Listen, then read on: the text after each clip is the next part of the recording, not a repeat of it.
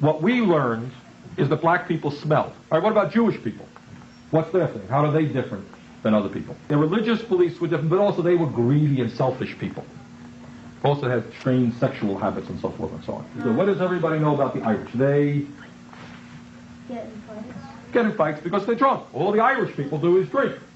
That's the Irish. All Italians are gangsters, and Irish are drunk, and Jews are greedy, and black people smell. Okay? For example, if we expanded Medicaid to everybody, right? Give everybody a Medicaid card, we would be spending such an astronomical sum of money that, we would bankrupt the nation. It's funny, sometimes American journalists talk about how bad a country is because people are lining up for food. That's a good thing.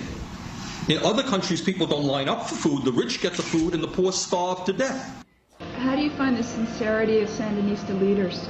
I was impressed.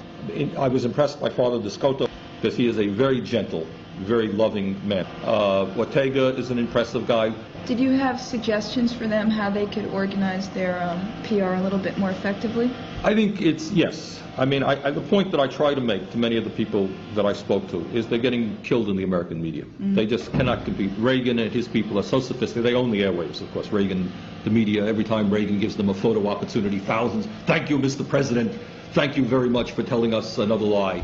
The media, of course, is not allowed to ask sharp questions of the president. That's not allowed. My point to Ortega is they are not getting their message of what they are trying to do out to the American people. People are concerned about the state of the world. If many of us are concerned that our kids are not going to grow up and live a normal life because there's a nuclear war, you say, who's to blame? Let's blame somebody. Who do we want to blame? Why is there a policy in this country which is producing more and more nuclear weapons, which is increasingly antagonistic to the Soviet Union, which is trying to destroy Nicaragua? How do we change that policy? How can you practically change that very uneven distribution? Well, I think you can change it politically. I think you change it through tax laws. I think you change it through public ownership of significant parts of the economy. But I remember, for some reason or other, being very excited when Fidel Castro made the revolution in Cuba. I was a kid, and I remember reading that. And it just seemed right and appropriate that poor people were rising up against rather ugly rich people. And there was Kennedy and Nixon talking about which particular method they should use about destroying the revolution. And I remember the irony, as we learned the history later on, Kennedy was saying that Nixon was too soft on communism. Let me pick up a point that Rick was making. In Cuba, we should deal firmly with Fidel Castro. And usually I'm sufficiently unemotional not to be sick, but I actually got up from the room and almost left to puke.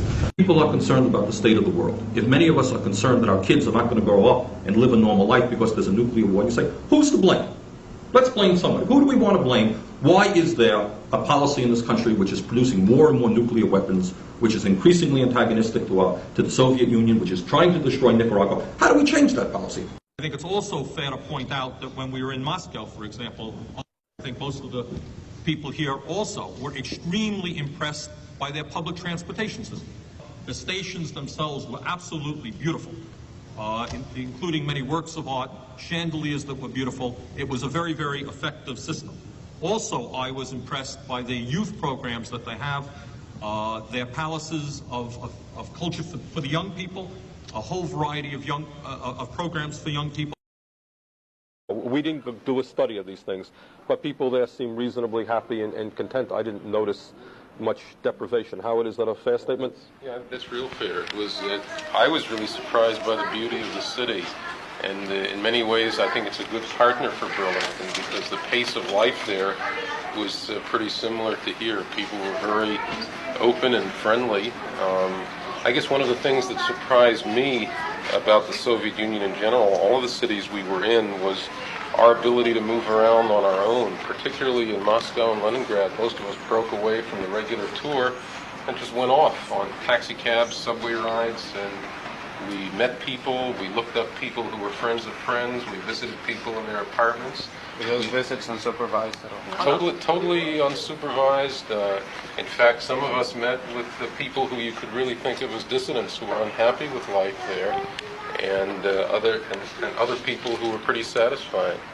But it was just like moving around in New York or Boston. So you don't believe in the profit motive, free enterprise? If I have a better mousetrap, I make more money. There's something to be said for free enterprise on a local level. and competition. But what we're happening in our society is we don't live in a free enterprise society. You live in a corporate capitalist society where in virtually every single industry you have giant multi-billion-dollar corporations competing, driving the small businessman But let's out. pretend it would work without all that kind of acquisition of power that is unfair and doesn't... Do I believe that the profit motive is fundamental to human nature? The answer is no. I think the spirit of cooperation, that you and I can work together better rather than having to compete against each other and destroy each other. Bernard Sanders, Mayor, Burlington, Vermont.